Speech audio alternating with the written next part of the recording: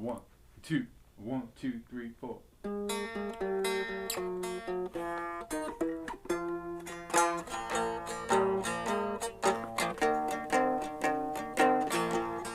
Hi, I'm Ted Balaker with Reason TV, and today I'll be speaking with Mark Frauenfelder. Frauenfelder is founder of the hugely popular blog Boing Boing, editor-in-chief of Make Magazine, and author of the new book, Made by Hand, Searching for Meaning in a Throwaway World.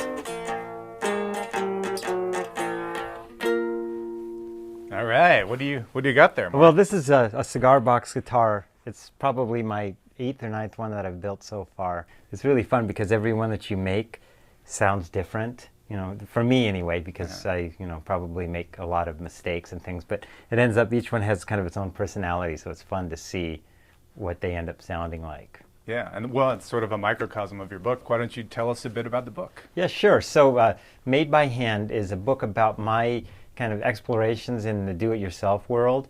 And I was always interested in like DIY media. Boing Boing started as a print zine in the late 80s. And so I was interested in that and, things like silkscreen t-shirts and of course the web and blogs and all that. But I was never really handy. But once I started editing Make Magazine, I came into contact with all these people who are really great DIYers. And what I learned from them was that they were all like really okay about making mistakes. In fact, they kind of considered making mistakes part of their creative process. And they realized that they were going to break tools and, spend money they didn't need to, going on wild goose chases and stuff.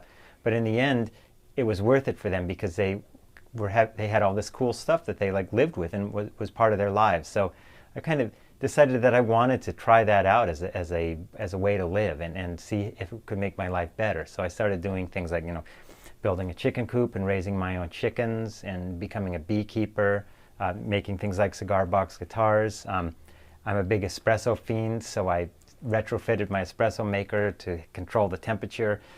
Started carving my own wooden spoons and other kitchen utensils and things like that. And it turned out that it was really a lot of fun. I really enjoyed your book. It was sort of soothing at times and inspirational at other times. And one of the things that I think was on the more inspirational side was, you mentioned it earlier, your embrace of making mistakes. Mm-hmm. But these days we kind of live in a zero tolerance, society where we're trying to minimize risk all the time. Are you?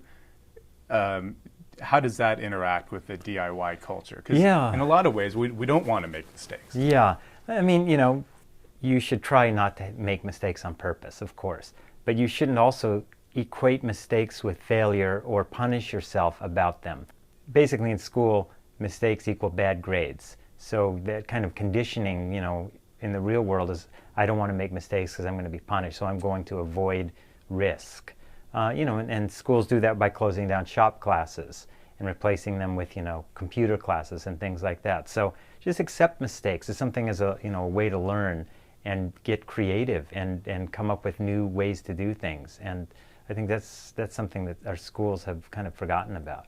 And it's not like having it the current way avoids mistakes either, right?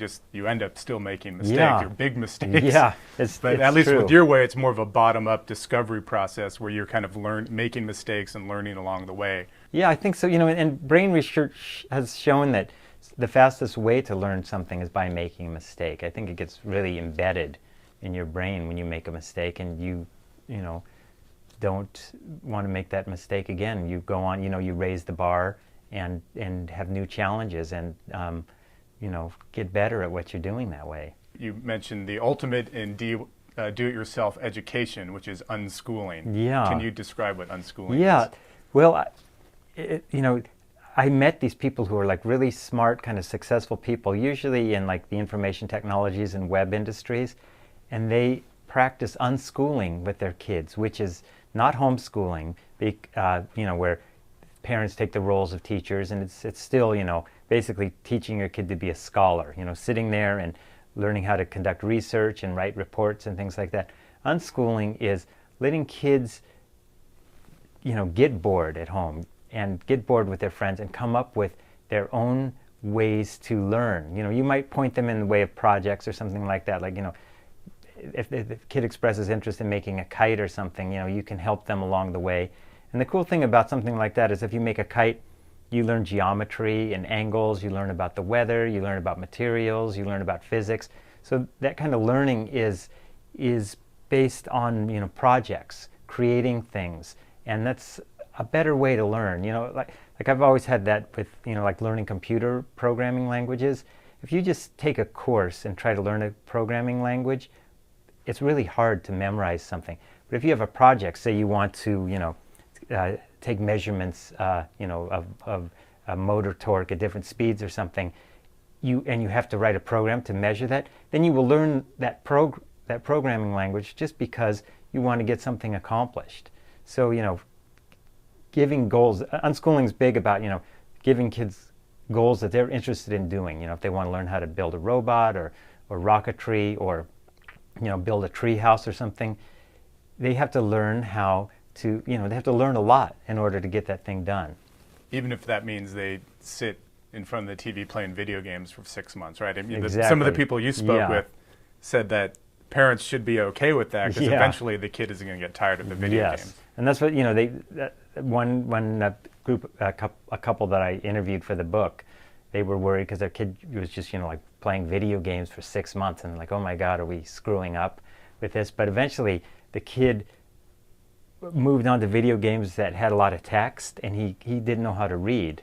I think he was like 7 or 8 at the time, and he couldn't read. And he said, you know, what are they saying? What are they saying on the screen? And the parents are like, you have to learn how to read, don't you, to figure it out. And so he learned to read, and they said it was amazing. Within a matter of, you know, months, he was like, his reading level was much higher than other kids of his own age, just because he had that drive to, you know, figure out what was going on.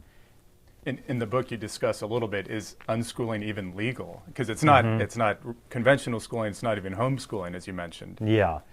I mean, they have to do little tricks, you know. They do have to register as homeschool things, you know, and the parents have to, I think, provide a curriculum and things like that. So, you know, they have to kind of sneak their way past some of the regulations and things like that.